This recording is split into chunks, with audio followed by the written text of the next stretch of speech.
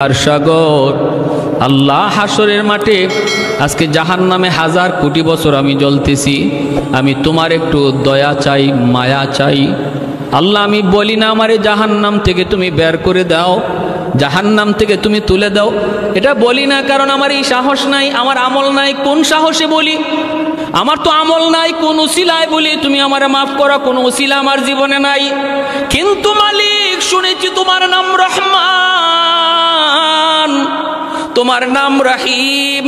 ওই রহমান নামের খাতিরে জাহান্নামের নিচ থেকে উপরে উঠাইয়া একটু দরজার পাশে যদি রেখে দিতা, তুমি তো রহমান, তুমি তো রহিম।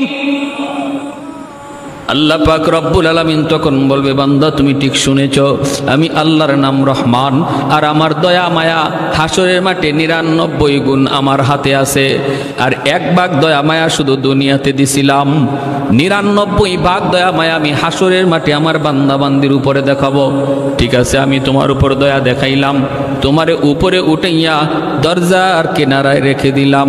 বান্দা তবে ওয়াদা করো, ওয়াদা করো, এরপরে আর কিছু চাইবা না। তখন কইব, মালিক ওয়াদা করলাম, আমি এরপরে আর কিছু চাইবো না। কিছুক্ষণ যাইতে না যাইতে ওয়াদার কথা ভুলে গেছে, আবার ডাক শুরু করছে, ইয়া হান্নান ইয়া মান্নান কয়া। আল্লাহ আবার কইব, বান্দারি এখন আবার কেন ডাক দিছ? কয়, মালিক তুমি তো আমার দরজার পাশে রাখছো, এই জায়গাটা যেমন দরজার পাশ, ওই জায়গাটাও দরজার পাশ। তুমি আমার এই পাশে না রাইকা ওই পাশে তো রাখতে পারো, তোমার নাম তো রহমান। বলুন তো, আপনারা বলুন, দরজার এই পাশ আর ওই পাশ সমান না বেশ কম আছে?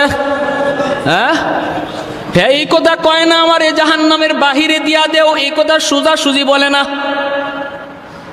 একটু বুদ্ধি করে কয়, আল্লাহ আমারে যেখানে রাখছো এটা তো দরজার পাশ, ওই জায়গাটাতেও তো দরজার পাশ, এই পাশে না রাইকা ওই পাশে একটু রেখে দাও। তুমি তো পারো, তোমার নাম তো রহমান, তুমি যা করবা কারো কাছে জবাব দিতে হয় না। আল্লাহ পাক রব্বুল আলামিন তখন বলবে, বান্দা আমি সব পারি, ঘুরায় বলো কেন, সোজা ভাষায় বলো। আল্লাহ তুমি তো সব বুঝছই।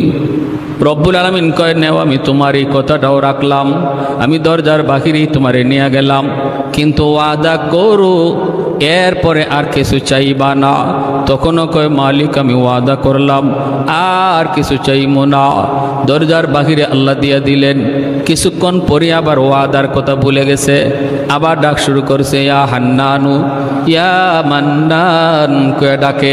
এত সুন্দর করে আল্লাহরে ডাক দেয়, আল্লাহ জবাব দিয়া দেয়, কিরে বান্দা আবার কেন ডাক দিলি? কয়, মালিক আমারে তুমি যেখানে রাখছ এই জায়গাটা জাহান্নামের ভিতরেও না, জান্নাতের ভিতরেও না,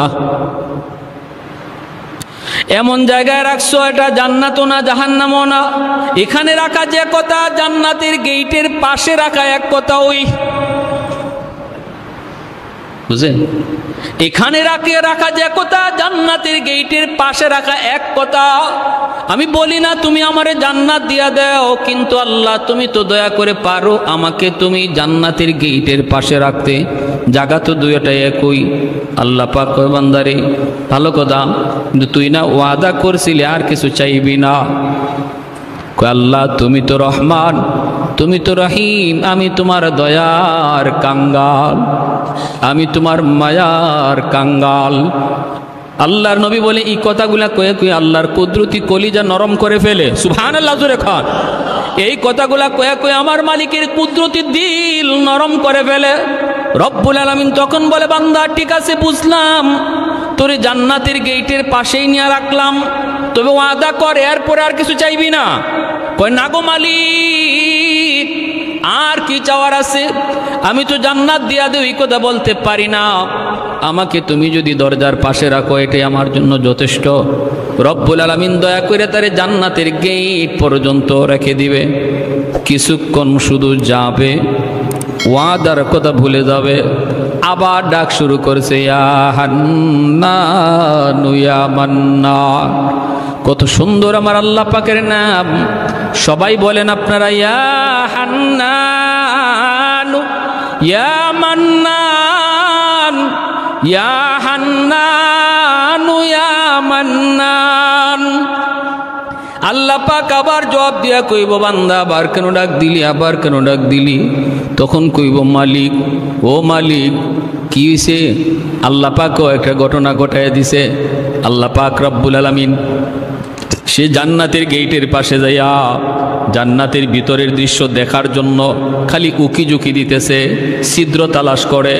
জান্নাতের ভিতরে আল্লাহ কি রাখছে একটু দেখতে তার মন চায়। ওই অবস্থায় আল্লাহ জান্নাতি বাতাস ছেড়ে দিছে। এই বাতাসের দরজাটা এক পলকের জন্য শুধু খুলছে, তার নজরটাও এক পলক শুধু জান্নাতের ভিতরে ঢুকছে, সাথে সাথে আবার দরজা লেগে গেছে। জান্নাতের আরামায়েশের দৃশ্য এক পলক দেখার পরেই সে আবারও আল্লাহকে ডাক শুরু করছে, হান্নান হইয়া মান্নান কইয়া। রব্বুল আলামিন তখন কয়, বান্দা আবার কি হইছে? আল্লাহ তুমি আমারে কি দেখাইছো? এতদিন দেখি নাই, ভালোই ছিলাম, দেখে তো আমি পাগল হয়ে গেছি। সুবহানাল্লাহ। যেরকম আ'দাতু লিইবাদিয়াস সালিহিন মা লা আইনুন রাআত ওয়ালা উযুনুন সামিআত ওয়ালা খাতারা আলা কলবি বাশার।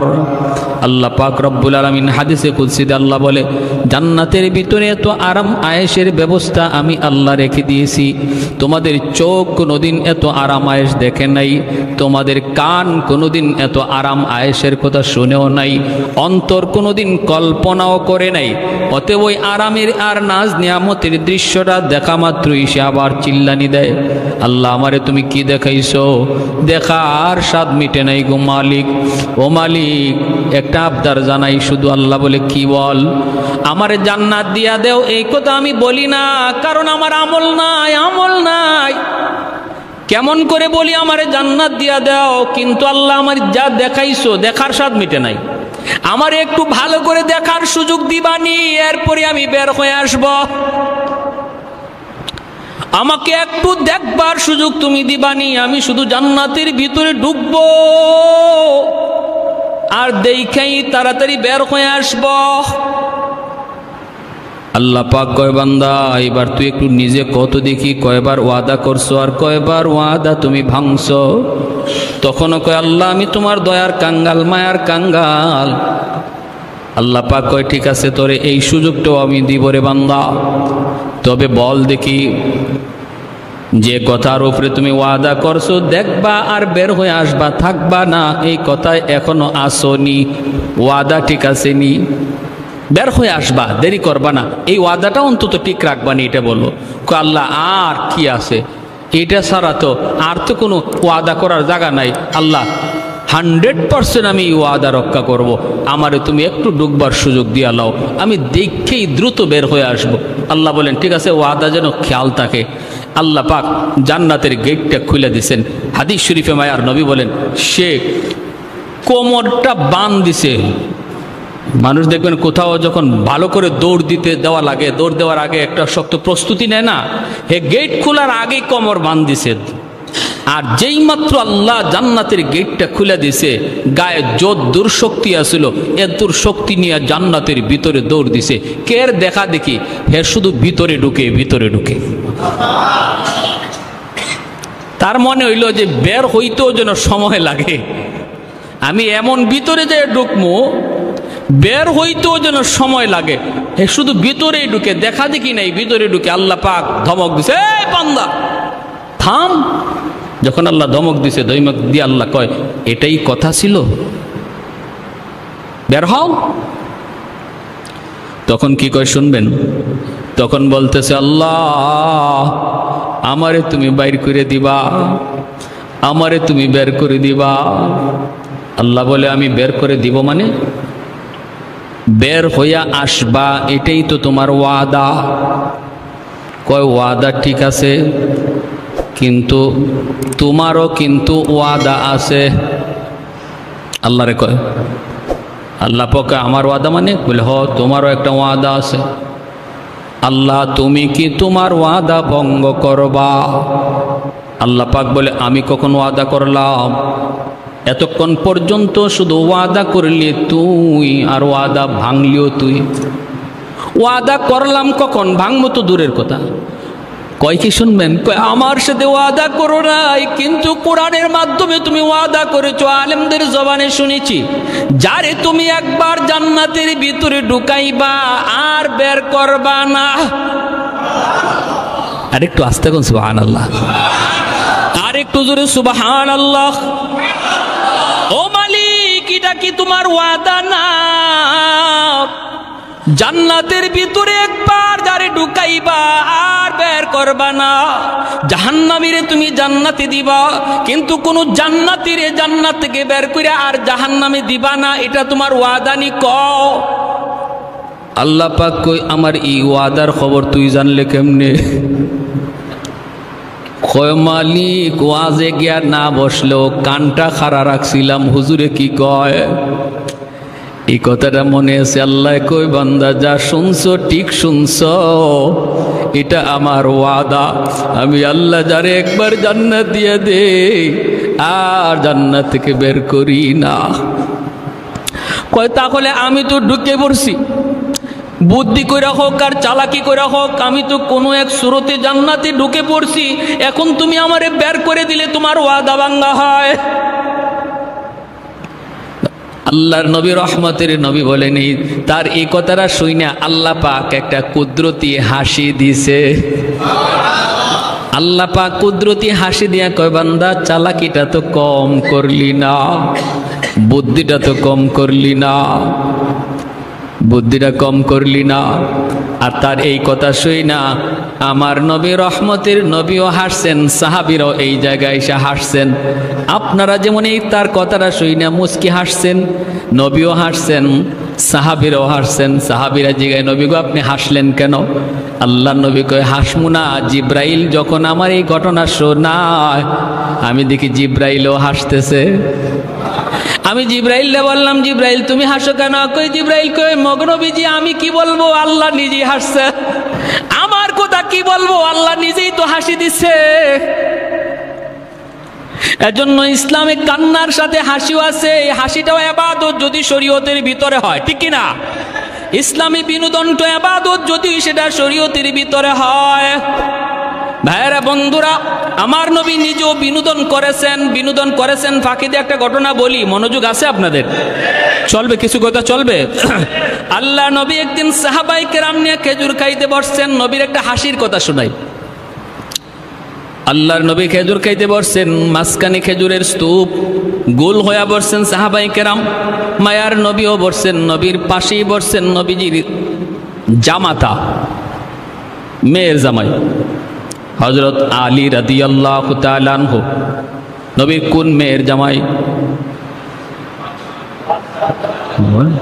খাতুনে জান্নাত ফাতেমা রাদিয়াল্লাহু তাআলা আনহার স্বামী হযরত আলী, ইনি আল্লাহ নবীর পাশে বসছেন। তাহলে বোঝা গেল শ্বশুর জামাই পাশাপাশি বসা যায় তো? আপনাদের এলাকায় আছে না? শরম লজ্জা, এটা কোনো শরমের বিষয় নয়। শরম হলো শালীর পাশে বসা, এখানে ভেজাল বাড়ে, ঠিক কিনা? এটা হারাম। শ্বশুরের পাশে বসা এটা কোনো শরমের বিষয় নয়। নবী পাশে বসাইছেন, শ্বশুর জামাই পাশাপাশি বসা। এবার শুনেন, সবাই খেজুর খাইতেছেন, মাঝখান থেকে একটা একটা করে খেজুর নিয়ে খাইতেছেন। নবী বলতেছেন, খেজুর খাওয়ার খেজুরের বিচি যার যার সামনে রাখো, আর আমি কিছু নসিহত করি, মাসালা বলি, মাসালাটা মনোযোগ দিয়ে শোনো। সাহাবায়ে কেরাম খেজুর খাইতেছেন, নবী দ্বীনের আলোচনা করেন।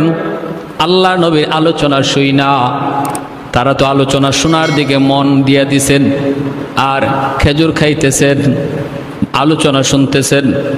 আলোচনা শেষ, খেজুর খাওয়াও শেষ। এইবার নবী বলেন, আমি তো দ্বীনের আলোচনা করলাম, দেখলাম না কে কি পরিমাণ খাইলো, এখন তো একটু বোঝা দরকার কে কি পরিমাণ খেজুর খাইছি, কে কি পরিমাণ খেজুর খাইলো একটু বোঝা দরকার। সাহাবায়ে কেরাম বলে, নবী গো কেমনে বুঝবো? খেজুর তো পেটে চলে গেছে, বুঝবো কেমনে কে বেশি খাইছে কে কম খাইছে? নবী বলে, না না, খেজুরের বিচি দেখলেই বোঝা যাবে, বিচি দেখলেই। এদিকে ঘটনা ঘটছে কি, সবাই খেজুর খাইয়া যার যার সামনে বিচি রাখে, আর আল্লাহ নবী খেজুর খাইয়া বিচি নিজের কাছে না রাখিয়া জামাইয়ের কাছে রাখতেছেন। পাশে কে বইছে? নবী খেজুর খাইতেছেন ঠিক, কিন্তু বিচি নিজের কাছে না জামাইয়ের কাছে? নবী বলে খেজুরের বিচি দেখলে বোঝা যাবে কে কি পরিমাণ খেজুর খাইছে। কিছু মানুষ আছে এমন, দেখবেন খাওয়ার তালে পইরা খানা খাইলে পরে সে কথা কইলে খানা খাইতে পারে না। আবার কিছু মানুষ আছে তুমি কথা যাই কও হের খানা আটকে না, ঠিক না? তুমি গল্প করো আর যাই করো তার খানা কিন্তু ঠিক আছে, মেশিন ঠিক আছে। আর কিছু মানুষ আছে কথা বললে খানা বন্ধই রাখে, পারে না। আল্লাহ নবী বলে তাহলে এখন তো কথা চলছিল, এবার বোঝা দরকার কে কি পরিমাণ খাইল। সাহাবীরা কয় নবী গো কেমনে? নবী কয় বিচি দেই কা। সব সাহাবী যার যার সামনের দিকে তাকায়া বিচি দেখতেছেন, না না বিচি যার যার ঠিকই আছে, মিল মতো আছে। একজনে আরেকজনের দিকে তাকায়া যেই মাত্র হযরত আলী রাদিয়াল্লাহু তাআলা আনহুর দিকে সবাই নজর দিছেন, দেখেন ইন্না লিল্লাহ, আলীর সামনে ডাবল বিচির স্তূপ জমা হয়ে আছে, বিশাল স্তূপ। সাহাবায়ে কেরাম একজন আরেকজনের দিকে তাকায়, চোখ বড় বড় করে, কিরে আলী যে এত বড় খাদক, এটা তোমরা আগে জানি না? সে তো আমাদেরকে কথার তালে ফালায় আসে, তার খাওয়ান ঠিক রাখছে। আলী তো বহুত বড় খাদক। আল্লাহর নবী ইচ্ছা করে শরমটা দিছেন জামাইরে। হযরত আলী নিজের সামনের দিকে তাকায়া বেকুব হয়ে গেছেন, একদম বেকুব। হযরত আলী ভাবতেছেন ইন্না লিল্লাহ, আমি তো এত খেজুর খাই নাই। আর সাহাবীরা মনে করতেছে বুঝছি আলী আমরা খাইছি কথার ফাঁকে ফাঁকে একটা কইরা, আর হে দুইটা কইরা মারছে, নাইলে তো বিচি এত হওয়ার কথা না। হযরত আলী ভাবতেছেন যে আমি তো এত খেজুর খাইলাম না, বিচি আসলো কোত্থেকে এত? আর সব সাহাবী বড় বড় চোখে হযরত আলীর দিকে তাকাইতেছেন। হযরত আলী তো শরমে পড়ে গেছেন, লজ্জায় পড়ে গেছেন। এখন হযরত আলী বিষয়টা বুঝার জন্য চোখটা খালি নজর দিয়ে দেখেন শ্বশুরের সামনে বিচি একটাও নাই, মানে মায়ার নবীর সামনে বিচি। এইবার আলী তো বুদ্ধিমান, নবী কয় আনা মাদিনাতুল ইলমি ওয়া আলিয়ুন বাবুহা, আমি এলেমের শহর আর আমার আলী হলো ওই শহরের দরওয়াজা। আলী কি কম চালাক? আলী তো বুঝছেন আচ্ছা আমার শ্বশুর তো এখানে আমার একটা শরম দেওয়ার বাউ করছেন, ঠিক না? আমার একটা লজ্জায় ফালাইছেন, ইচ্ছাকৃত। বাঁচবেন কেমনে? হযরত আলী বলেন ইয়া রাসূলুল্লাহ আমার একটা কথা আছে। কি কথা? কথা হলো বিচি দেখে বোঝা যাবে কে কি পরিমাণ খাদক, কথা ঠিক। কিন্তু আমার কথা হলো যে খেজুরের সাথে বিচি সহ খাইছে সে কত বড় খাদক। যার সামনে খেজুর খাইছে অথচ বিচি নাই, তাহলে বোঝা গেল ইনি বিচি সহ খাইছেন, ইনি কত বড় খাদক। সাহাবায়ে কেরাম সবাই হাসিয়ে দিয়েছেন, হাসিয়ে বলতেছে ও এখানে তো শ্বশুর জামাই ঠেলাঠেলি চলছে।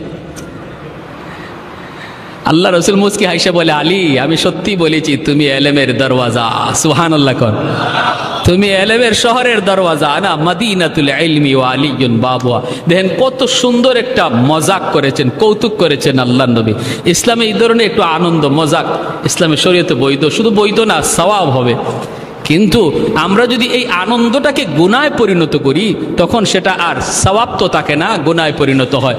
যেমন বিয়া শাদিতে যদি আমাদের যুবক ভাইরা ডেস্কস্টেপ নিয়ে আসে, গান বাজনা করে, নারী পুরুষের একসাথে বৈশা খাওয়া দাওয়ার আয়োজন করানো হয়, এই অনুষ্ঠানটা ছিল আনন্দের, সওয়াবের কাজ। গান বাজানোর কারণে, নারী পুরুষ একসাথে বৈশা খানা খাওয়ানোর কারণে এটা আর সওয়াব রইল না, গুনায় পরিণত হয়ে গেল, ঠিক কিনা? মনে রাখতে হবে শরীয়ত আমাকে যে আনন্দটা করার অনুমতি দিছে সেটা শরীয়তের গণ্ডির ভিতরে থাকতে হবে, বাহিরে যাওয়া যাবে না। ওই লোক যখন এই কথা বলল যে আল্লাহ আমারে কি তুমি বের করিয়া দিয়ে তোমার ওয়াদা ভাঙবা? আর আল্লাহ যখন মুস্কি হাসি দিলেন তখন আল্লাহ বলতেছে বান্দা আমার ওয়াদা ঠিক আছে, যাও আমি তোমারে যখন জান্নাত তোমারে যখন একবার ঢুকাইছি আর তুমি যখন ঢুকে পড়ছো আমার ওয়াদাও ঠিক, তোমারে আর বের করব না, জান্নাত দিয়াই দিলাম। সুবহানাল্লাহ। এজন্য এই হাদিসটার নাম হাদিসে মুসালসাল বিদ্দেহেক, হাসির হাদিস। মায়ার নবী থেকে নিয়ে এই পর্যন্ত আমাদের উস্তাদগণ হাদিস শোনাইছেন, যারা শোনাইছেন তারাও হাসছেন, আমরাও হাসছি, আপনারাও হাসছেন। এই জায়গায় হাসি দিলে পরে নবীর সুন্নতের উপরে আমল হয়ে যায়। একটা হাসির সুন্নত কিয়ামত পর্যন্ত জারি থাকবে আমার নবীর। যেরকম সুবহানাল্লাহ। এখন এই লোক জান্নাত পাইয়া হুশ নাই, কই যাবে, কোথায় গিয়ে বসবে। ভিতরে ঢুকে গিয়ে এক জায়গায় বসতে চায়, আরেকজন এসে তুইলা দেয়। কারণ কি? কারণ সে সর্বশেষ জান্নাতি। আল্লাহ নবী বলে এই লোকটারে জান্নাতে দেওয়ার পরে আল্লাহ জান্নাতের দরওয়াজাকে সিলগারা মারবে, জাহান্নামের দরওয়াজাকে সিলগারা মারবে, আর জান্নাত জাহান্নামের মাঝখানে দুম্বার আকারে মরণটারে হাজির করে আল্লাহ জবাই করবে। মরণের মরণ হবে। আল্লাহ বলবে জান্নাতীরা চিরকাল জান্নাতে, আর বের হওয়া লাগবে না। জাহান্নামীদেরকে বলবা তোমরাও চিরকাল জাহান্নামে, আর বের হওয়ার সুযোগ নাই। মরণের মরণ আল্লাহ ঘটায়া দিয়া যখন এই লোকটা সর্বশেষ জান্নাতে যাবে, কেউ তারে বসতে দেয় না। বসতে গেলে আরেকজনে কয়, ও মিয়া উঠো, এটা আমার জান্নাত। আরেক জায়গায় যায়, উঠো, এটা আমার জান্নাত। ইস্তেমার মাঠে যদি আপনি সবার পরে যান, জায়গা পাবেন? হ্যাঁ, আপনাদের কুমিল্লা এলাকার যে খিত্তা আছে, গেলেন আপনি দ্বিতীয় দিন তৃতীয় দিন গিয়ে দেখবেন কুমিল্লা এলাকার খিত্তায় আপনার উগলা ফালানোর কোনো জায়গা নাই। আপনি খালি অন্য জায়গা ফালাইতে চাইবেন, এমনি আরেকজন কইব মিয়া উঠো, এটা নোয়াখালী। কি কইব? আরেক জায়গায় গিয়ে উগলা ফালাইবেন, কইব উঠো, এটা সিলেট। হে কো আল্লাহ, তুমি আমারে জান্নাত দিছো ভালো কথা, কিন্তু আমার যদি বইবার জায়গায় কেউ দেয় না, এই কোন জান্নাতে দিলা? আল্লাহ পাক রব্বুল আলামিন তখন কয়, বান্দা সামনে আগাও, তুমি তোমার জান্নাত বুঝি পাও না? যেই দুনিয়া থেকে আইছো এমন 10টা দুনিয়ার সমান জান্নাত আমি আল্লাহ তোমার জন্য রিজার্ভ রেখে দিয়েছি। সামনের দিকে আগায় দেখবে বিশাল আকারে গেট, গেটের উপরে তার নাম লিখা। জান্নাতের গেট, গেটের উপরে নাম। দাঁড়ানো মাত্রই অটোমেটিক গেট খুলে যাবে। দুই দিকে দুই সারিতে সুন্দরী জান্নাতি হুর মালা নিয়ে তার অপেক্ষায় দাঁড়ায় আছে। ভিতরে ঢুকবে, তাড়াতাড়ি বরণ করবে, গান গাইবে, মালা পরাবে, খাস কামরার ভিতরে নিয়ে যাবে, শরবত খাওয়াবে, যত যা কিছু খাওয়ানোর আনন্দ দিবে। বিকালবেলা আল্লাহর বান্দা কইব আমি আমার জান্নাতটা একটু ঘুরে আসি। বিকালবেলা বের হবে জান্নাত দেখার জন্য। মহলটা থেকে বের হইয়া দেখবে আনারের বাগান, ডালিমের বাগান, আপেলের বাগান। মায়ার নবী বলেন, আল্লাহ তার কোরআনে সূরা ওয়াকিয়া সূরা রহমানে বলেছেন, হাতের নাগালে আপেলের বাগান, হাত দিয়া পাইরা পাইরা ফল খাবে। একটু দূরে যায় দেখবে একটা লেক, পানির লেক, জান্নাতের ওই বাগানের ভিতর দিয়া পানির লেক গেছে। এই লেকটার পারে বৈশা মাছ দেখতেছে। মাছ এত সুন্দর, স্বচ্ছ পানি, স্বচ্ছ পানি। এই পানির ভিতরে সোনালী রঙের, রূপালী রঙের মাছ। বৈশা বৈশা বলবে এত সুন্দর মাছ, না জানি খাইতে কত মজা। নবী বলেন সাথে সাথে আল্লাহ মাছের জবান আল্লাহ খুলে দিবেন। পানির নিচের মাছটা তখন ডাক দিয়ে কইব, আল্লাহর বান্দা তুমি আমাকে বুঝি খাইতে চাও? তখন বলবে হ, আমি তোরে খাইতে চাই। মাছ তখন বলবে মাতবুখান আও মাশউইয়ান, তুমি আমারে ভুনা খাইতে চাও না ভাজা খাইতে চাও? অবাক হয়ে যাবে। দুনিয়ার মাছ ধরতে কত ফাড়াফাড়ি করা লাগে, আর জান্নাতের মাছে নিজে ডাক দিয়ে কইব আতাশতাহি, তুমি কি আমারে খাইতে চাও? বলবে হ, তোরে তো খাইতে চাই।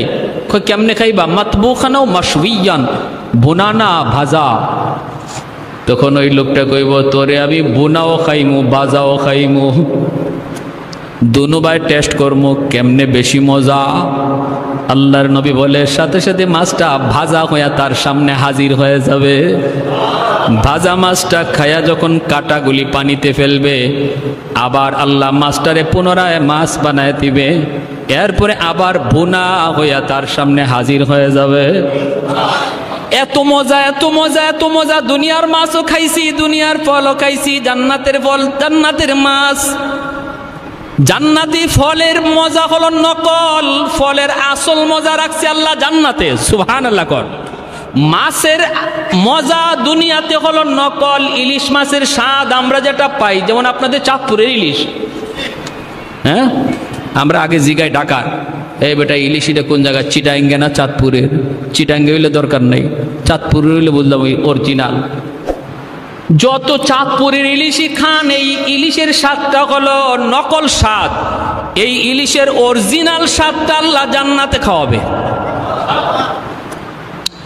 আপেল খাইছি, ডালিম খাইছি, কলা খাইছি, আম খাইছি, নকল স্বাদ। ল্যাংড়া আমের অরিজিনাল স্বাদটা আল্লাহ জান্নাতে খাওয়াবে। সুবহানাল্লাহ। পিছন দিক দিয়ে সুন্দরী একজন রমণী নরম হাতে গাতের মধ্যে হাত দিছে, হাত দিয়া বলতেছে, হাত দিতেই সে ডান দিকে তাকায় দেখে একজন সুন্দরী রমণী, এত সুন্দর জান্নাতি একজন হুর। তখন কইব, কে তুমি? তুমি আমার গায়ে কেন হাত দিলা? জান্নাতি হুর তখন কইব, আমি তোমার। কয়ে তুমি আমার? আরে 70 জন বিবি আমার ঘরে রাইকে আসলাম, তাদের চেহারা আমি চিনি। তুমি আমার বিবি না, আমার বিবিরা ঘরে। দুনিয়াতে কত সুন্দরী আমারে অফার দিছে, আই লাভ ইউ বলছে। আমি আল্লাহর ভয়ে বলছি না, আমি আমার আল্লাহকে ভালোবাসি। সুবহানাল্লাহ। দুনিয়াতেই কত সুন্দরী আমাকে বলছে আমি তোমার, কিন্তু আমি বলছি না, আমি আমার আল্লাহর। জান্নাতে আইসে বুঝি তুমি আমারে ধোঁকায় ফেলাইতে চাও, ভাগো। না, লাগবে না, এমন সুন্দরী আমার লাগবে না। তখনই জান্নাতি হুরটা তখন কইব, আল্লাহর বান্দা, তুমি কি আল্লাহর কোরআনের আয়াত পড়ো নাই? বলে কোন আয়াত? ওয়ালাদাইনা মাজিদ। আল্লাহ বলেছেন জান্নাতে তোমাকে যত নিয়ামত দিব রে বান্দা, মাঝে মাঝে তুমি অতিরিক্ত পাইবা। এটা কি তুমি পড়ো নাই? বলে হয়, এটা তো পড়ছি। কয় আমি হলাম তোমার অতিরিক্ত। সুবহানাল্লাহ। কয় কেন? কয় কারণ চিটাগাং কক্সবাজারে গিয়া তুমি আল্লাহর কুদরত দেখিয়া জিকির করেছো, সুবহানাল্লাহর জিকির। টাটকা একজন যুবক, যৌবনের তাড়না পাগলামি তোমার ভিতরে রয়েছে। চোখের সামনেই কত যুবক সুন্দরী নিয়ে এখানে তামাশা করেছে, কিন্তু তুমি আল্লাহর ভয়ে গুনাহ করো নাই, গুনাহ করো নাই। নদীর কিনারায় বসে বসে আল্লাহর তসবিহ জপছো, কুদরত নিয়ে ভাবছো। এজন্য আল্লাহ খুশি হয়ে বলছে, আজকে আমার বান্দা যখন জান্নাতে নদীর পারে বসবে, একা রাখা যাবে না, তুমি তারে সঙ্গ দেও। সুবহানাল্লাহ। দুনিয়াতে হারাম কোনো নারীর সঙ্গ তুমি নেও নাই, এজন্য জান্নাতে আল্লাহ তোমারে আমার সঙ্গ দেওয়ার জন্য পাঠাইছে। জোরে কন্যা সুবহানাল্লাহ। এজন্য আল্লাহ পাক বলেছে, মান আমিলা সালিহাম মিন যাকারিন আও উনসা ওয়া হুয়া মুমিন ফালানুহয়িয়ান্নাহু হায়াতান তাইয়্যিবা ওয়ালানাজজিয়ান্নাহুম আজরাহুম বিআহসানি মা কানু ইয়ামালুন। শর্ত হলো দুইটা, পুরস্কারও হলো দুইটা। একটা পুরস্কার দুনিয়াতে নগদ, আরেকটা পুরস্কার আখেরাতে বাকি। আমাদের নগদের উপরে যেমন বিশ্বাস, বাকির উপরও কার কার বিশ্বাস আছে? হাত উঠে একটু আল্লাহরে দেখা। আল্লাহ তুমি প্রতিটা হাতকে কবুল করো। কি করতে হবে? ইমানটা বেজাল্লা ইমান না নির্ভেজাল ইমান? আমলটা বেজাল্লা আমল না নির্ভেজাল আমল? এর জন্য কি নিজে নিজেই নির্ভেজাল চিনবো, না আলেম উলামার কাছে যাওয়া লাগবে? খাঁটি আল্লাহওয়ালাদের কাছে যাওয়া লাগবে, খাঁটি উলামায়ে কেরামের সোহবতে যাওয়া লাগবে। গেলে পরে নির্ভেজাল ইমানও শিখবো, নির্ভেজাল আমলও শিখবো। ঠিক কিনা? নিজে নিজে যদি চিন্তা করি বের করার, কখনো বের হবে না। এজন্য আল্লাহ নবী বলেছেন, আলাইকুম বিমুজালাসাতিল উলামা ওয়া ইস্তিমাই কালামিল হুকামা ফাইন্নাল্লাহ তাআলা ইউহয়িল কলবাল মাইয়িতা বিনূরিল হিকমা কামা ইউহয়িল আরদাল মাইতাতা বিওয়াবিলিল মাতার। নবী বলে, উম্মত শেষ জামানায় নিজে নিজে চলার চেষ্টা করবা, ফিতনায় পড়ে যাবা। কারণ চতুর্দিকে ডাকাত তোমার দিকে ধেয়ে আসতেছে, তোমার ইমান ডাকাতি করার জন্য, আমল ডাকাতি করার জন্য। কেউ তোমার হাদিসের কথা বইলা বলবে আমরা হাদিস লই আইছি, কেউ কইব আমরা কোরআন লই আইছি, কত কিছু লই আইব। কেউ সুরত বানাইবে একদম কামেল, ফিরে কামেল। এমন সুরত নিয়ে আসবে তুমি ধোঁকায় পড়ে যাবা। অতএব তুমি নিজে নিজে চলার চিন্তা করো না। শেষ জমানায় নবী কয় আমার হক্কানি উলামায়ে কেরামের সাথে সম্পর্ক রেখে চইল, তাহলে ডাকাত তোমার কাছে আসবে না, ভয় পাবে, কারণ সে দেখবে তোমার সম্পর্ক একজন আল্লাহওয়ালার সাথে। ঠিক কিনা ভাই, জোরে কান। ডাকাত ভয় পাবে তোমার সম্পর্ক আল্লাহওয়ালার সাথে, তোমার সম্পর্ক মসজিদের ইমামের সাথে, তোমার সম্পর্ক মসজিদের মুয়াজ্জিনের সাথে, তোমার সম্পর্ক মাদ্রাসার একজন উস্তাদের সাথে। ডাকাত ভাববে আমি কিছু বললেই জায়গা মতো কয়ে দিব, পৌঁছাই দিব। সে তো আমার এইভাবে কয়, সে কয় আমার নামাজ হয় না, সে কয় আমার এই হয় না, সে কয় আমি আমার এইভাবে কি করলে কি হয় না, হাত বাঁধলে হয় না, কত তামসা সব বলে দিবে আলেমকে, সব বলে দিবে শাইখুল হাদিসকে, সব বলে দিবে মুফতি সাহেবকে। তখন তো মুফতি সাহেব বলবে ওরে ধরে নিয়ে আয়। যদি খালি একজন আলেম কয় যাচ্ছে ওরে নিয়ে আসো, তখনই দেখবেন ওদের পায়জামা গরম হয়ে যায়। ঠিক না? তখন আর দ্বারে কাছে নাই। আপনারে যত বুদ্ধি দিবে, আপনি জবাব না দিয়ে শুধু বলবেন আচ্ছা ঠিক আছে চলো হুজুরের কাছে যাই, চলো একটু মুফতি সাহেবের কাছে যাই, তখনই দেখবেন কেউ আমার একটা পেটে কামড় দিছে, আমি বাথরুম সাইডে আসি। ঠিক না? ঠিক না? কইব আমি বাথরুম সাইডে আসি। সাবধান। এজন্য আল্লাহ নবীর কথা মতো আমরা শেষ জমানায় এসেছি, ফিতনার জমানায়, চতুর্মুখী ফিতনা। নিজে নিজে চলবো না খাঁটি আল্লাহওয়ালাদের সহবতে থাকবো? আল্লাহওয়ালাদের সহবতে থাকবো, মসজিদের ইমাম সাহেবের সাথে সুসম্পর্ক রাখবো, মাদ্রাসার উস্তাদদের সাথে সুসম্পর্ক রাখবো। মোট কথা উলামায়ে কেরামের পরামর্শে চলবো, তাহলে মহাদৌলত ইমান আল্লাহ কুদরতিভাবে হেফাজতে রাখবে। আল্লাহ আমাদের সবাইকে কথাগুলো বুঝার এবং এর উপরে আমল করার তৌফিক দান করুন। সবাই বলে আমিন, আরো জোরে বলে আমিন। হুজুর জায়গা